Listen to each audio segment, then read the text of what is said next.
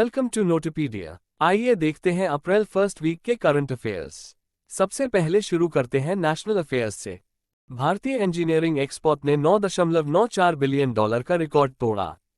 फरवरी 2024 में भारत के engineering export sector में साल दर साल 15.9% की वृद्धि हुई, जो लगातार तीसरे महीने वृद्धि और फाइनेंशियल ईयर 2023-24 के लिए $9.94 बिलियन के रिकॉर्ड उच्च स्तर को दर्शाता है।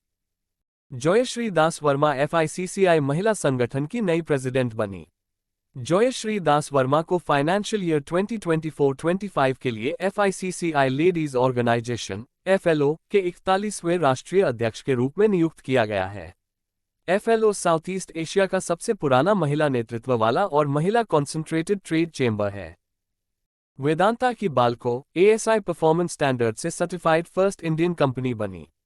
छत्तीसगढ़ में स्थित Vedanta aluminium company Bharat aluminium company limited BALCO ने aluminium stewardship initiative ASI performance standard V3 certification हासिल कर लिया है। भारत में लिथियम आयन सेल मैन्युफैक्चरिंग के लिए IOCL और पैनासोनिक भागीदार बने। Indian oil corporation limited IOCL ने भारत में लिथियम आयन सेल का उत्पादन करने के लिए एक जॉइंट वेंचर बनाने के लिए पैनासोनिक एनर्जी के साथ साझेदारी की। ये रणनीतिक साझेदारी देश में इलेक्ट्रिक कार्स और एनर्जी स्टोरेज सॉल्यूशंस को बढ़ावा देगा। शेफाली शरण ने प्रेस इंफॉर्मेशन ब्यूरो के चीफ डायरेक्टर जनरल के रूप में कार्यभार संभाला। शेफाली शरण ने श्री मनीष देसाई की रिटायरमेंट पर प्रेस इंफॉर्मेशन ब्यूरो के चीफ डायरेक्टर जनरल का पदभार संभाला है। शेफाली शरण इंडियन इंफॉर्मेशन सर्विस में 1990 बैच की अधिकारी हैं। पारादीप पोर्ट 2023-24 में भारत का टॉप कार्गो हैंडलिंग पोर्ट बना। Paradip port authority Odisha financial year 2023-24 में 145.38 मिलियन मेट्रिक टन्स कार्गो को संभालते हुए भारत का सबसे बड़ा कार्गो हैंडलिंग मेजर पोर्ट बनने के लिए दीनदयाल पोर्ट अथॉरिटी कांडला को पीछे छोड़ दिया है। चुनाव आयोग ने युवाओं से मतदान करने का आग्रह करने के लिए आयुष्मान खुराना को नियुक्त किया। Election commission of India ECI ने आगामी लोकसभा चुनावों में युवाओं को अपने मतदान अधिकारों का उपयोग करने के लिए प्रोत्साहित करने के लिए लोकप्रिय अभिनेता आयुष्मान खुराना को सूचीबद्ध किया है। भारत के पूर्व प्रधानमंत्री डॉक्टर मनमोहन सिंह राज्यसभा से रिटायर हुए। भारत के पूर्व प्रधानमंत्री डॉक्टर मनमोहन सिंह राज्यसभा से रिटायर हो गए हैं, जिससे अपर हाउस में उनका 3 दशक का करियर समाप्त हो गया है। चलिए अब बढ़ते हैं इंटरनेशनल अफेयर्स की ओर। रोमानिया और बल्गेरिया पार्शियल रूप से शेंगन एरिया में शामिल हो गए। रोमानिया और बल्गेरिया 1 अप्रैल 2024 को यूरोप के ID free travel zone Schengen area में शामिल हो गए हैं। ये यूरोपियन यूनियन में दोनों देशों के इंटीग्रेशन की दिशा में एक महत्वपूर्ण कदम है। डेमोक्रेटिक रिपब्लिक ऑफ कॉन्गो ने जूडिथ सुमम्वा तुलुक को देश की पहली महिला प्रधानमंत्री नियुक्त किया। डेमोक्रेटिक रिपब्लिक ऑफ कॉन्गो ने जूडिथ सुमम्वा तुलुक को अपनी पहली महिला प्रधानमंत्री के रूप में नामित किया है। प्रेसिडेंट फेलिक्स शिसेकेडी का ये कदम एक चुनावी वादे को पूरा करता है। SCO सिक्योरिटी काउंसिल की 19वीं बैठक अस्ताना में सदस्य देशों के सचिवों के बीच हुई। शंघाई कोऑपरेशन ऑर्गेनाइजेशन SCO 19वां एनुअल कॉन्फ्रेंस 2 से 3 अप्रैल 2024 तक कजाकिस्तान के अस्ताना में आयोजित किया गया। भारत का नेतृत्व national security adviser NSA Ajit Doval ने किया। फोर्ब्स 2024 लिस्ट में भारतीय अरबपतियों ने बढ़ाया दुनिया में अपना प्रभाव। फोर्ब्स की 38वीं वार्षिक विश्व अरबपतियों की सूची 2024 के अनुसार रिलायंस इंडस्ट्रीज लिमिटेड के अध्यक्ष मुकेश अंबानी दुनिया के टॉप 10 अरबपतियों में एकमात्र भारतीय हैं। सूची में अंबानी 9वें स्थान पर थे और बर्नार्ड अर्नोल्ट एंड फैमिली ने नंबर 1 रैंक किया। अब बारी है बैंकिंग एंड फाइनेंस की। RBI ने 1 अप्रैल 2024 को स्थापना दिवस पर 90 वर्षों की सेवा का जश्न मनाया।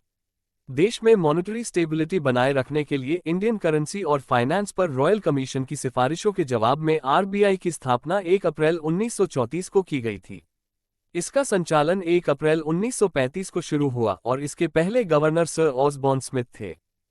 HDFC बैंक ने HDFC एजुकेशन और डेवलपमेंट सर्विसेज में अपनी 100% स्टेक डिसइन्वेस्ट करने की योजना बनाए।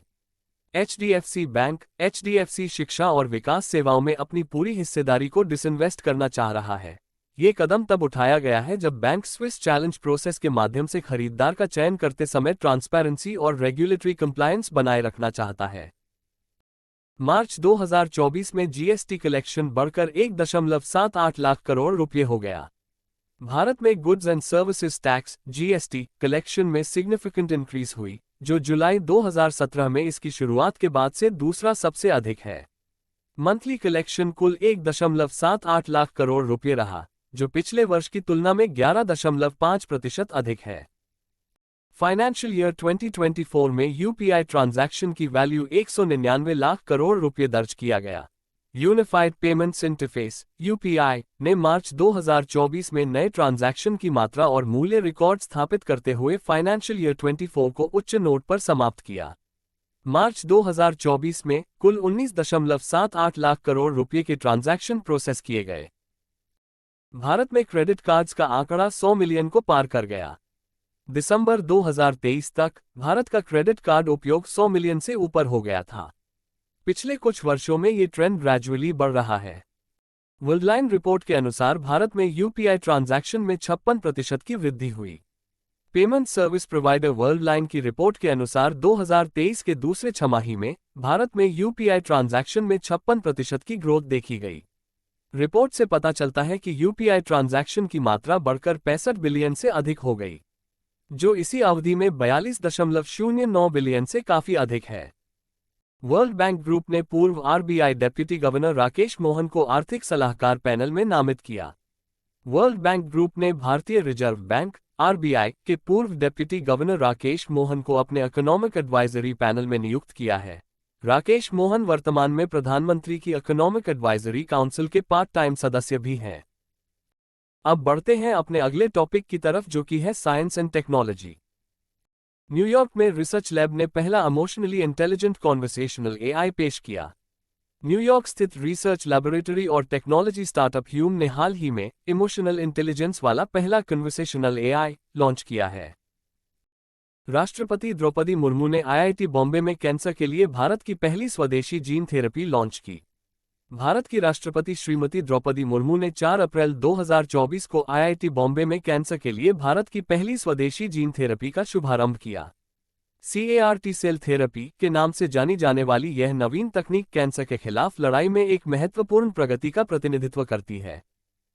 साइंटिस्ट ने प्लांट बेस्ड पॉलीमर बनाया जो माइक्रोप्लास्टिक लेवल पर बायोडिग्रेड करता है। रिसर्चर्स ने हाल ही में एक प्लांट बेस्ड पॉलीमर डेवलप किया है जो माइक्रोप्लास्टिक लेवल पर बायोडिग्रेड करता है। माइक्रोप्लास्टिक्स छोटे प्लास्टिक कण हैं जो कमर्शियल प्रोडक्ट डेवलपमेंट और बड़े पॉलीमर के टूटने दोनों से उत्पन्न होते हैं। चलिए अब देखते हैं स्पोर्ट्स सेक्शन। महेंद्र सिंह धोनी ने एक बार फिर रचा इतिहास। मशहूर विकेटकीपर बैट्समैन महेंद्र सिंह धोनी ने एक बार फिर इतिहास रच दिया है।